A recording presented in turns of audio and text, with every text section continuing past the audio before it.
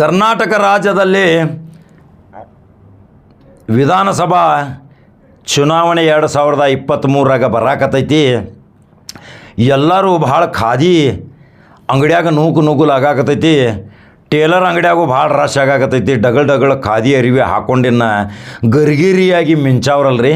ಯಾಕಂದ್ರೆ 19ಕ್ಕೆ ವಿಧಾನಸೌಧ ಇಲ್ಲೇ ಬರಾಕತ್ತೈತಿ. ಸುವರ್ಣಸೌಧದಾಗ ಅಧಿವೇಶನ ನಡೆಯಾಕತ್ತೈತಿ. ಹಂಗಾದ್ರೆ ಒಂದು ಬೆಳಗಾವಿ ಜಿಲ್ಲೆದ ಒಂದು ಗ್ರೌಂಡ್ ರಿಪೋರ್ಟ್ ಹೇಳ್ಬೇಕಲ್ರಿ.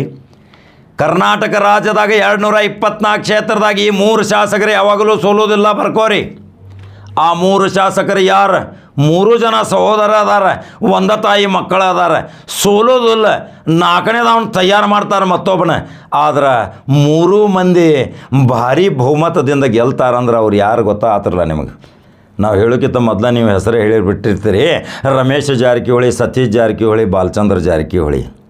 ಯಾಕೆ ಸೋಲೋದಿಲ್ಲರಿಪ್ಪ ಇವ್ರನ್ನ ಸೋಲಿಸೋ ಸಲುವಾಗಿ ಎಂತಿಂಥ ಘಟಾನುಘಟಿಗಳ ವ್ಯಕ್ತಿಗಳು ಈಗ ಭಾಳ ಪರಿಶ್ರಮ ಪಡಾಕತ್ತಾರ. ಅನೇಕ ಫಂಡಿಂಗ್ ವ್ಯವಸ್ಥೆಗಳನ್ನ ಮಾಡಾಕತ್ತಾರ.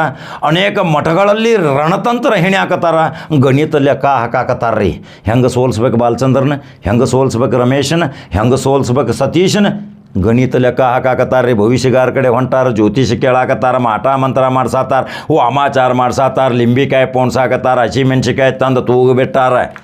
ಆದ್ರೆ ಇವು ಯಾವ ವಾಮಾಚಾರ ಮಾಟ ಮಂತ್ರಗಳು ನಡೆಯೋದಿಲ್ಲ. ಇದು ಸುದರ್ಶನ ಚಕ್ರದಂದೆ 3 ಅಣ್ಣ ತಮ್ಮಂದರು ಭಾರೀ ಬಹುಮತದಿಂದ ಆರಿಸಿ ಮತ್ತು 2023 ಪ್ರಮಾಣ ವಚನ ತಗೋತಾರೆ ಅನ್ನೋದು 100ಕ್ಕೆ 100 ಶತಸಿದ್ಧ ಐತಿ. ಇದನ್ನು ಬೇಕಾರೆ ಬರ್ಕೋರಿ. 100ಕ್ಕೆ 100 ಸಿದ್ಧ. ಭಾಳ ಸಮೀಕ್ಷೆ ಗ್ರೌಂಡ್ ರಿಪೋರ್ಟ್ ಹೇಳಕತ್ತಾನ. ಇನ್ನು ಯಾಕೆ ಸೋಲಂಗಿಲ್ಲ ಅನ್ನೋದು ಒಂದು ಹೇಳ್ಬೇಕ್ರಲ್ಲ. ಕಾಕ ಗೆಲ್ಲತಾನ ಅಂತ ಹೇಳ್ತಾನು, ಸೋಲಂಗಿಲ್ಲ ಯಾಕ? ಮೊದಲನೇ ಬಾರಿಗೆ ಹೇಳ್ತಾನೆ ನೋಡ್ರಿ.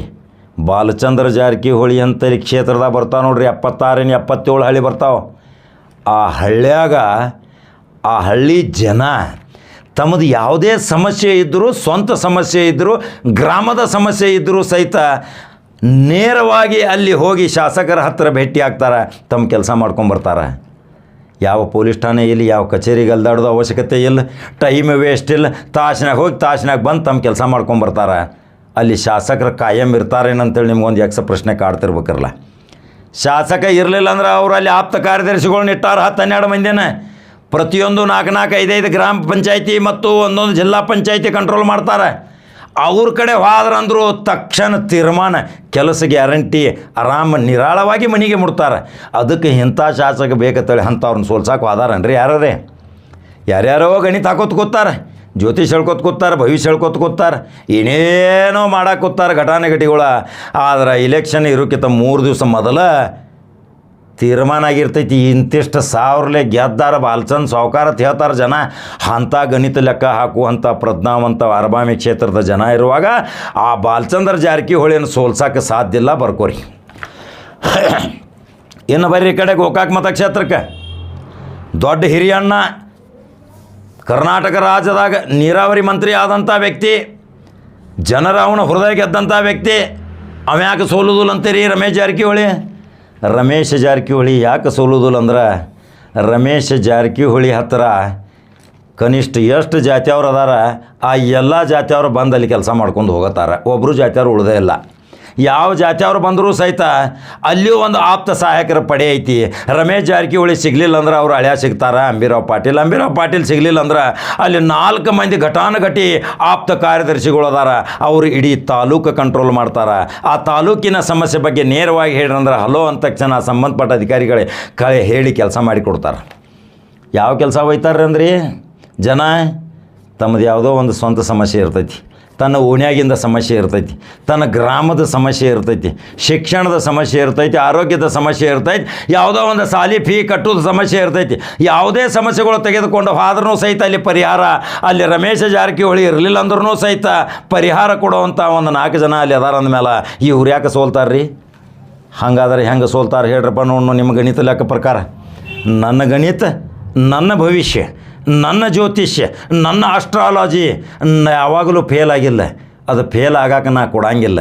ಹಂಗೆ ಸೈಕಾಲಜಿಕಲಿ ಲೆಕ್ಕ ಹಾಕಿ ಪರಿಣಿತ ಭಾಳ ಶಕ್ತಿ ಬುದ್ಧಿವಂತಿಕೆಯಿಂದ ಈ ರಿಸಲ್ಟ್ ಹೇಳ್ತಾನಂದ್ರೆ ನನಗೆಡ್ ಧೈರ್ಯ ಇರ್ಬೇಕು ಹೇಳ್ರಿ ನೋಡೋಣ. ಈ ರಮೇಶ್ ಜಾರಕಿಹೊಳಿನ ಸೋಲಿಸೋ ಸಲುವಾಗಿ ಎಷ್ಟು ಶತಾಯಗತಾಯ ಪ್ರಯತ್ನ ಮಾಡಾಕತ್ತೀರಿ, ಎಲ್ಲೆಲ್ಲಿ ಗುಪ್ತ ಮೀಟಿಂಗ್ಗಳು ಆಗಾಕತ್ತಾವು, ಎಲ್ಲೋ ಹೋಗಿದ್ರಿ ಅಂದರೆ ಊಟಕ್ಕೆ ಕರೆದಿರಿ ಅಂತೀರಿ. ಆದರೆ ಅಲ್ಲಿ ಊಟಕ್ಕೆ ಹೋಗಿರೋದಿಲ್ಲ, ಅಲ್ಲಿ ರಮೇಶ್ ಜಾರಕಿಹೊಳಿನ ಹೆಂಗೆ ಸೋಲಿಸ್ಬೇಕು ಅನ್ನೋದು ಒಂದು ಚೌಕಟ್ಟು ತಯಾರು ಮಾಡಾಕತ್ತೀರಿ. ಆ ಚೌಕಟ್ಟು ಕಿತ್ತು ದಿಕ್ಕು ದಿವಾಳಿ ಆಕೈತಿ. ಮತ್ತು ರಮೇಶ್ ಜಾರಕಿಹೊಳಿ 2023ದಾಗ ನಕ್ಕೋತ ಪ್ರಮಾಣ ವಚನ ತಗೋತಾನ. ಬರೆದಿಟ್ಕೋರಿ ಇದನ್ನು.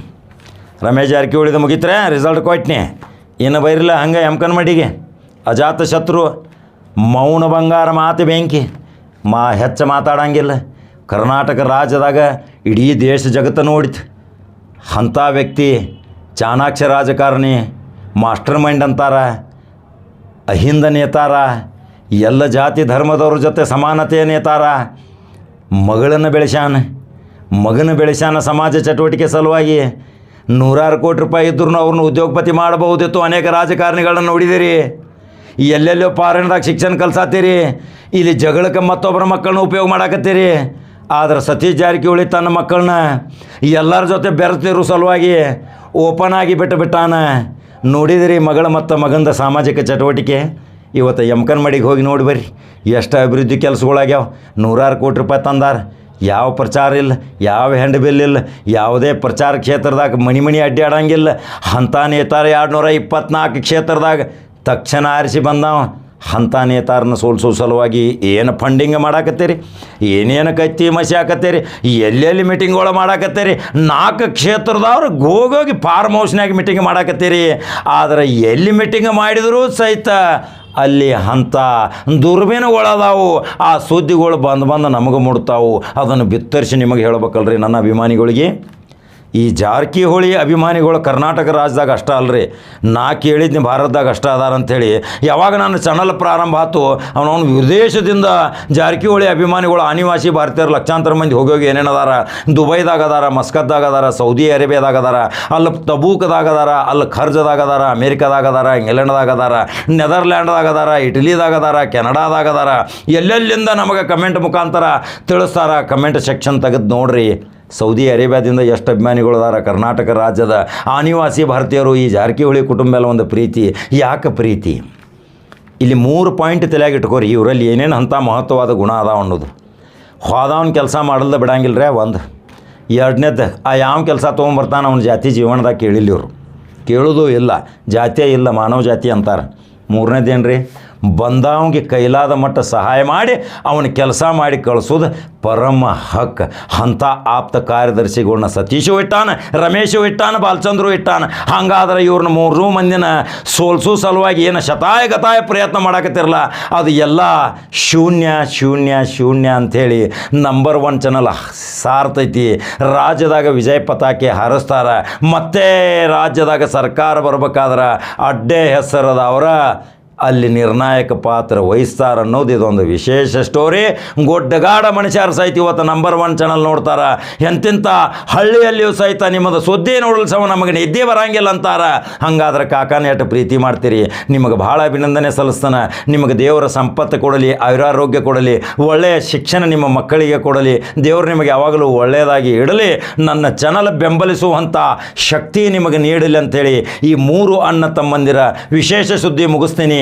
4ನೇ ತಮ್ಮ ಬರ್ತಾನ, ಮತ್ತೊಬ್ಬ 5ನೇ ಮಗ ಬರ್ತಾನ, 6ನೇ ಮಗಳು ಬರ್ತಾಳ, 7ನೇದವ ಮತ್ತೊಬ್ಬ ಬರ್ತಾನ. 5 ಸ್ಟಾರ್ 7 ಸ್ಟಾರ್ 11 ಸ್ಟಾರ್ ಹೇಳೇನ್ರಲ್ಲ. ಹಂಗಾದ್ರೆ ನಂಬರ್ 1 ಚಾನಲ್ ಫಾಲೋ ಮಾಡಿರಿ, ಲೈಕ್ ಮಾಡಿರಿ, ಶೇರ್ ಮಾಡಿರಿ. ಮತ್ತೆ ಬೇರೆ ಸುದ್ದಿ ಹೋಗಿ ಬರ್ತಾನೆ ರೀ. ನಮಸ್ಕಾರ.